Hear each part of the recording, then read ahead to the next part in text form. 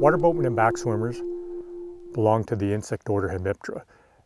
They're air-breathing insects that are common in freshwater lakes and ponds throughout North America.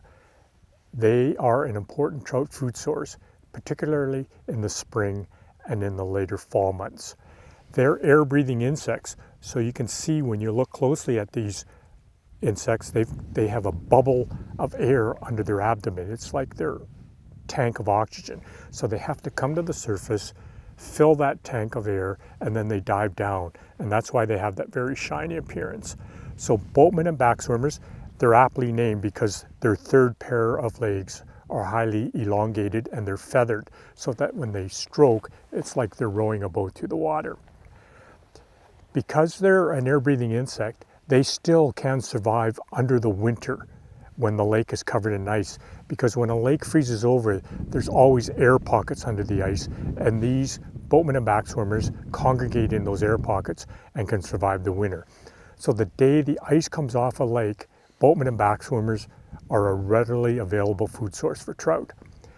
They live in and amongst the vegetation when they're not popping up to the air, to the surface to breathe. They become a very important food source when they go on mating and swarming flights in the spring and the fall. So they'll fly from one lake to another lake, dive down in excess of 30 feet sometimes, deposit their eggs amongst the benthic material at the bottom of the lake or in the stems of underwater plants, and then they swim back up through the water column. It's that diving down motion and then swimming back up to the surface of the lake to fly away that attracts the attention of feeding rainbow trout, cutthroat trout, brook trout, or brook char when they're available. So early spring, you get these swarming flights, and then you get mating flights late in the fall. So not always eaten at all times of the year, but important in the spring and fall, water boatmen and backswimmers.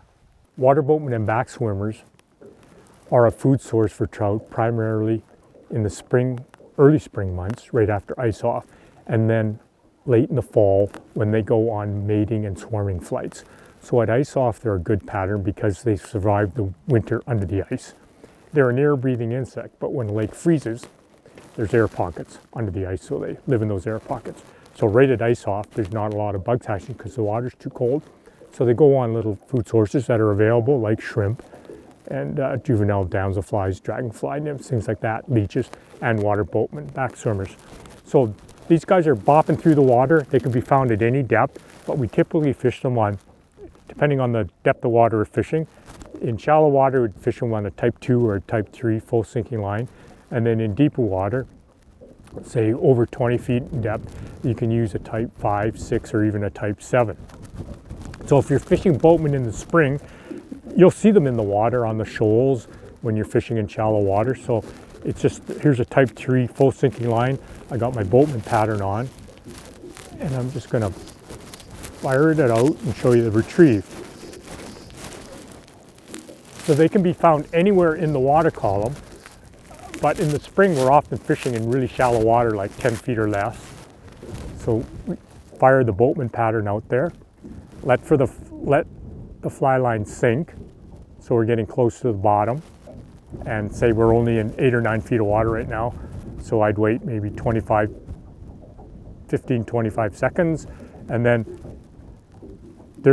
their hind pair of legs are elongated and feathered to help them move quickly through the water. So this is the retrieve you're going to use. Fast, short and fast, all the way in to the water.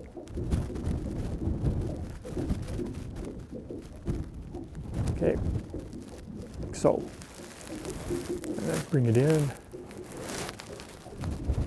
another cast. So you're on the lake now. It's the third week of September, glass calm, sunny day. We've had some cold, frosty nights, and all of a sudden you see raindrops hitting the water all around your boat, but there's not a cloud in the sky. What's happening is boatmen and backswimmers are diving into the water to lay eggs. So they could be in 30 feet of water, in 3 feet of water, they could be in 50 feet of water. What you want to do is go out into the deeper water where you may see fish boiling and rising on them, and you're going to anchor out there. Say it's 30 feet deep. You take your type 5, type 6, or type 7 full sinking line, tie on that water boatman pattern, cast it out as far as you can, let the line sink down deep, and then start the retrieve and bring it up through the water column. So it's like that, all the way in, fast. And so your sinking lines are going to sink with a bit of a U shape in them because they're not density compensated.